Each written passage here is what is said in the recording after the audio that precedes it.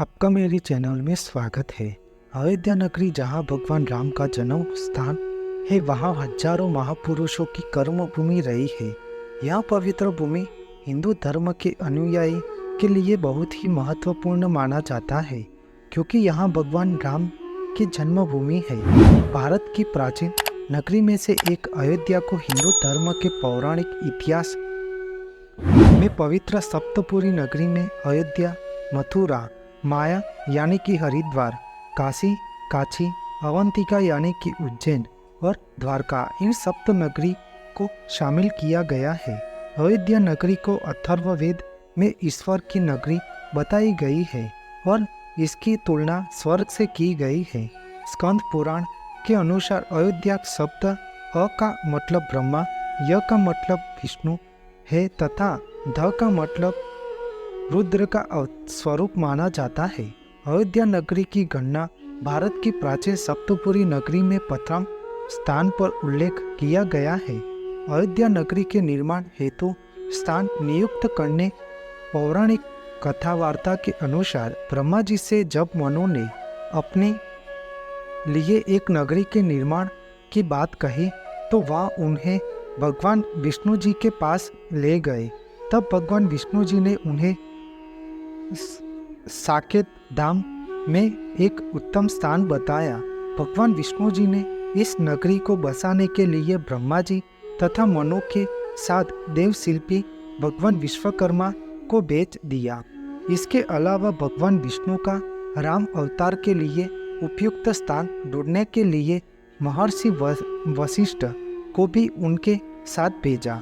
मान्यता है कि महर्षि वशिष्ठ द्वारा सरयू नदी के तट पर लीला भूमि का स्थान नियुक्त किया गया, जहां भगवान विश्वकर्मा ने अयोध्या नगरी का निर्माण किया था।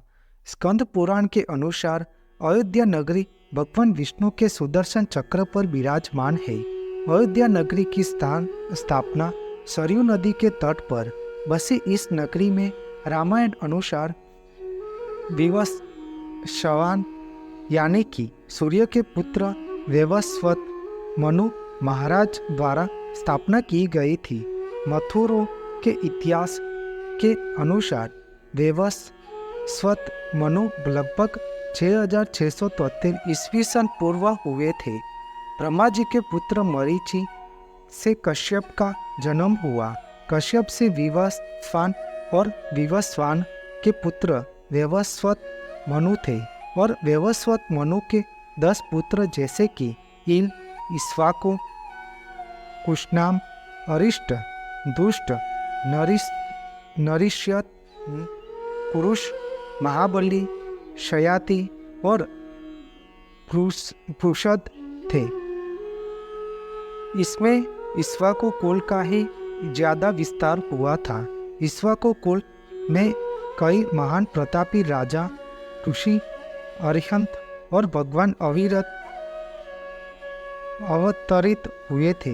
इक्ष्वाकु कुल में ही आगे चलकर भगवान श्री राम ने अवतार धारण किया था। अयोध्या नगरी पर महाभारत काल तक इसी वंश के लोगों का शासन रहा है। इस इक्ष्वाकु वंश में राजा रामचंद्र जी के पिता दशरथ 63वें शासक थे। अयोध्या रघुवंशी राजाओं की बहुत पुरानी राजधानी मानी जाती थी।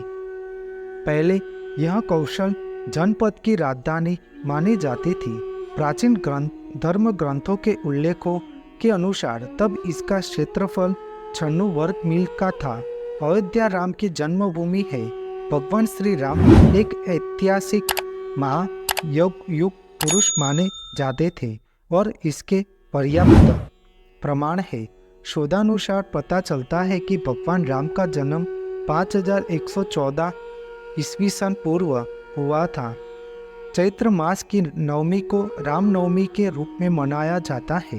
अयोध्या में कई महान योद्धा, ऋषि मुनि और पुरुष अवतरित हो गए थे। जैन धर्म के अनुसार यहाँ आदिनाथ सहित 5 तीर्थंकरों का जन्म हुआ था। जैन परंपरा के अनुसार भी 24 तीर्थंकरों में से 22 इक्ष्वाकु वंश के माने जाते थे। इन 24 तीर्थंकरों में से भी सर्वप्रथम तीर्थकर आदिनाथ के साथ 4 अन्य तीर्थकरों का जन्म स्थान भी अयोध्या नगरी ही है। बौद्ध मान्यताओं के अनुसार बुद्ध देव ने अयोध्या नगरी अथवा साकेत धाम में 16 साल तक निवास किया था। उत्तर भारत के तमाम हिस्सों में जैसे कौशल देश, कपिलवस्तु, वैशाली और मिथिला आदि में अयोध्या नगरी में इक्ष्वाकु वंश के शासकों ने ही राज्य स्थापित किया था। अयोध्या नगरी के इतिहास का उद्गम ब्रह्मा जी के मानस पुत्र मनु से ही संबंधित है। जैसे प्रतिष्ठानुपुर और यहाँ के चंद्रवंशी शासकों की स्थापना मनु के पुत्र एल से जुड़ी है, जिसे शिव के श्राप ने इला बना दिया था। इसी प्रकार अयोध्या नगरी और उसका सूर्य वंश मनु के पुत्र इक्ष्वाकु के प्रारंभ हुआ था। भगवान श्री राम के बाद उनके पुत्र लव ने शाश्वती बसाई और इसका स्वतंत्र उल्लेख अगले 800 साल तक मिलता है। कहते हैं कि भगवान श्री राम के पुत्र कुश ने एक बार पुनः राजधानी अयोध्या नगरी का पुनर्निर्माण करवाया था। इसके बाद सूर्य वंश की अगली 44 पीढ़ियों तक इसका अस्तित्व बरकरार रहा। रामचंद्र से लेकर द्वापर युग, महाभारत और उसके बहुत बाद तक हमें अयोध्या के सूर्यवंशी इक्ष्वाकुओं के उल्लेख मिलते हैं। महापुराणों के युद्ध के बाद अयोध्या नगरी उज्जड़ सी बन गई, लेकिन उस दौरान में भी श्री राम जन्मभूमि का अस्तित्व सुरक्षित था, जो लगभग 14वीं शताब्दी तक बरकरार रहा है। अगस्त 2003 में पौराणिक पुरातत्व विभाग द्वारा किया गया सर्वे में कहा गया कि जहां बाबरी मस्जिद बनी थी वहां राम मंदिर होने के संकेत मिले हैं। भूमि के अंदर दबे खंभे और अन्य उल्लेख अवशेषों पर अंकित किए गए चिन्ह के तौर पर राम मंदिर होने के सबूत मिले हैं। भारतीय पुरातत्व सर्वेक्षण द्वारा हर मिनट की वीडियोग्राफी और स्थिर चित्रण किया गया। इस खुदाई में कितनी दीवारें हैं, फर्श और बराबर दूरी पर स्थित 50 जगहों से खंबे के आधारों की 2 कतारें पाई गई थी। एक शिव मंदिर भी दिखाई दिया।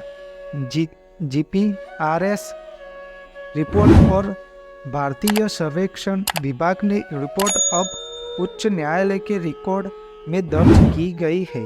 30 सितंबर 2010 को इलाहाबाद उच्च न्यायालय की लखनऊ खंडपीठ ने विवादित ढांचे के संबंध में ऐतिहासिक निर्णय सुनाया था। इनमें शामिल न्यायमूर्ति धर्मवीर शर्मा, न्यायमूर्ति सुधीर अग्रवाल एवं न्यायमूर्ति एसयू खान ने एकमत से माना कि यहाँ रामलला विराजमान है, वही श्री राम की जन्मभूमि है। आज अयोध्या नगरी में भव्य राम मंदिर का निर्माण हुआ है। आपको मेरी यह माहिती अच्छी लगी हो तो मेरी चैनल को लाइक, शेयर, कमेंट, सब्सक्राइब करें और बेल आइकन को दबाना ना भूलें। जय स्वामीनारायण।